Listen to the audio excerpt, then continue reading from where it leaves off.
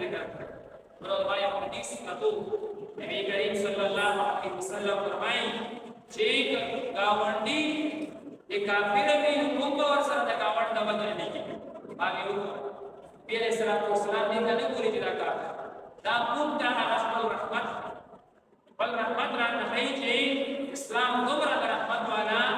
دین دې چې د کافر ته هم په بد نظر باندې نه ګوري د سره د خپل اخلاق او د بهترین سلوک حکم کوي دې چې دې متاثر دي کېره دې ګوري پیغمبر اسلام او اسلام خپل باندې باقاعده څومره اوقاتو کې کافرانو سره احسان کافرانو سره باقاعده احسان کړی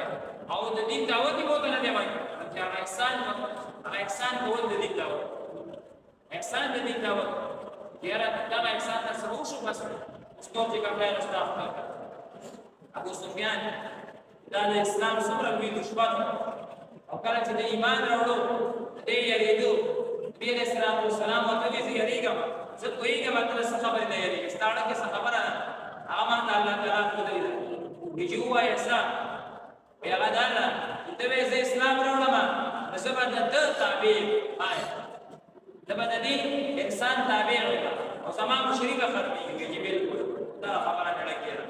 زه یو دې سردار ما او زبر کوم نه د عربو دی یو کس تابعداري کوم چې هغه عمر کې کم دی او ما نه رسو پیدا شوی دی او دې زمانہ کم او د بدر تابعداري کو نبی علیہ الصلوۃ والسلام ورته اسلام شریف دا اسلام شریف دخل ورته کافر سره احسان دی دا ورته نه وایي چې اسلام راوړه یا اسلام شریف ته